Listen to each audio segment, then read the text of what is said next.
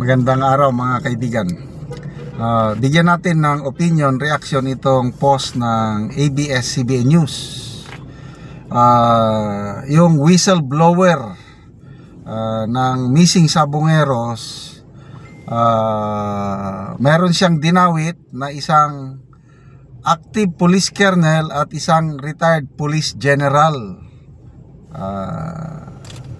Sangkot daw dito sa missing Sabongeros. So yan, post ng ABS-CBN. So na-attract ako, tinignan ko itong news. Ito na yung news article ng ABS-CBN. Ito. Whistleblower files admin raps versus cops tag in missing Sabongeros case. Okay. So ako, excited ako makita sino, pangalan ba? Sino yung active police colonel? Sino yung retired police general? So basahin natin ha.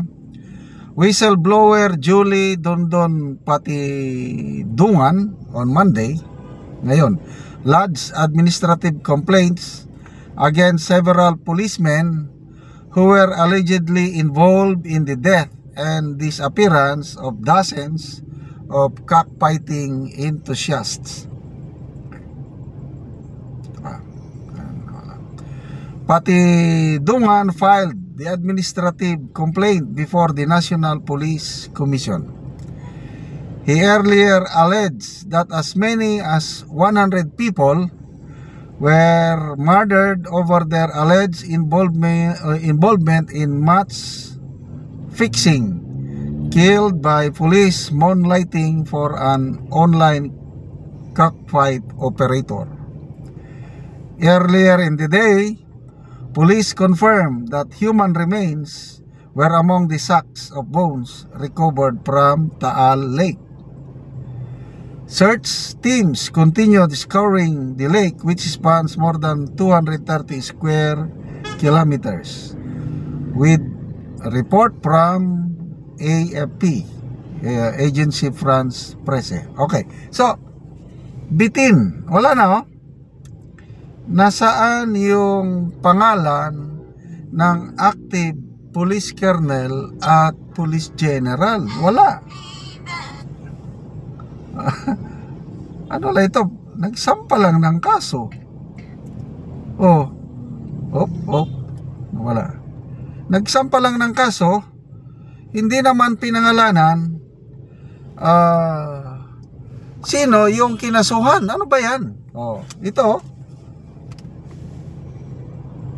Julie Patidungan alias Totoy named an active police colonel and a retired police general who were involved in the missing Sabongeros case. Yan ang post oh. Named, pinangalanan. Post, punta ka doon sa article ng ABS-CBN, wala namang pangalan. Ano ba itong ABS-CBN? Kaya medyo duda ako dito. Baka hindi kaya ito, tanong lang naman, hindi kaya cover up ito, distraction. Magbasa tayo ng mga comments. Okay.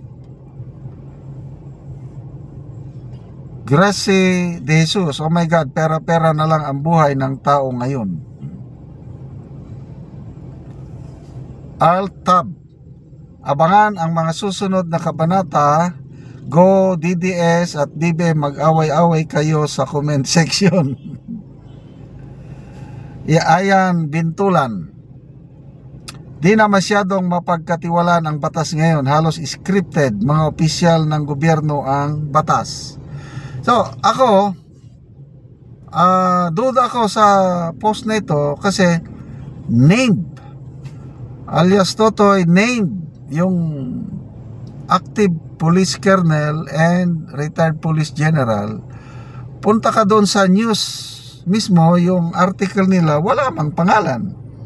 Oh, Francis Dawis, pangalanan na agad-agad para di makatakas. Kaya nga, bakit kung totoo, bakit we need hold yung pangalan?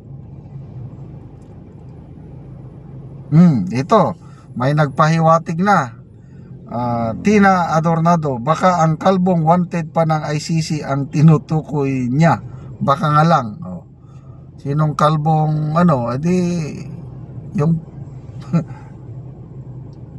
Maka Duterte na Police General.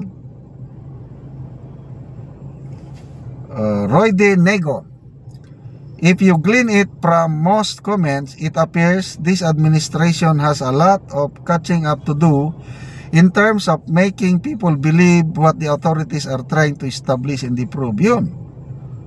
Wala na, mahirapan ng maniwala ang tao. Okay, Arnel Lucena.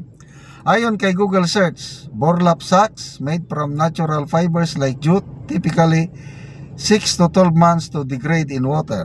However, this time frame can vary depending on the factors.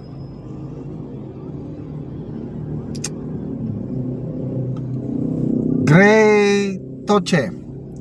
If that's legit, there's no wonder many among them have been involved in such operations. I'm sorry, walang pangalan eh. Ano ba naman tong post? Named. Whistleblower named. I-dig up mo yung article nila, wala, may pangalan. So, baka tama yung hinala, yung comments na nababasa ko na cover up distraction ito doon sa mas malaking issue. Ano yung malaking issue? Yung nangyari sa LA noong March 8, yung pagkamatay ni late Paulo Tantoco, na sa police report, yung post ni Mr. Rigoberto Tiglao, basang-basa doon, klaro, pangalan nandun Lisa Araneta Marcos, kasama doon sa yung lugar kung saan namatay si late Paulo. So nakakapagtaka, ngayong araw nito ang daming naghihintay kay Auntie Claire na mag-press briefing. Wala. So ano ba yan? Ikibit balikat na lang hanggang makalimutan ng taong bayan? I don't know kung hanggang kailan ito makakalimutan ng taong bayan. Kasi nga, hindi naman ito personal tragedy na nangyari. It's a government activity. Yung lakad nila, yung entourage headed by the First Lady, pera ng taong bayan kinastos, is an official trip. Tapos may nangyaring ganyan, tapos wala lang, pabayaan lang, hindi magpaliwanag. Hindi tayo titigil nito. Okay, salamat mga kaibigan sa inyong pagsubaybay sa Tribong Tala at sa channel na ito. Ang income natin, pantulong natin sa Tribong Talandig. Namimigay tayo ng libreng yero at pako para makapagpatayo ng mas maayos na tirahan ang Tribong Talandig ng Bukidnon. Panoorin nyo ang video na ito. Ano yung atop ni ate sa taga Anamugero. So mag-atop na gid siya. Akin yan. Hulog na. Sige na. Ano ang nahatag si ate na yero. Ha? Yan ani sa mga uman. Yan ani sa tagunan. Oh, bisa na. Oh, hadiyan. Yang kumudang ka magsarapay.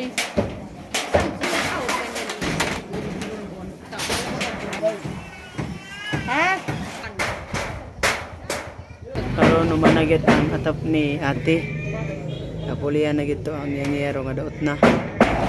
Salamat kayo sa Ginoo. Una nagpasalamat ko sa Ginoo nga na siya gamit ng tao, labi na sa nag-sponsor, labi na po sa disaligan, na mga kapadangat na mga tabang. Salamat kaayo kung wala siya. Ang Ginoo, hindi pa ko makapuli sa akong ato, nga 13 na katuig. Ay, pag yun napulihan o hero. Salamat gid sa Ginoo. Ginautunta nga aduna pay mga katawhan nga mapadangat ang iyang tabang. Kay aron magpasalamat pud sila o. Dalay gud ang Ginoo. Oo. Pila na dai imong anak kabukte? unom akong anak, ang akong bana na sa kulungan. Ako ra isa nag Buhi. buhi niya. Wala gid ko igong pundasyon nga makapalit kay kung na ako'y gamay nga kwarta sa pagkaon ra man ginamutaman. Oo. Yun ang galing sa gid ko makapailis akong ato. Oo. So nagpasalamat gid ko sa Ginoo nga naa siya gigamit nga tawo nga makatabang sa nag-sponsor. Salamat.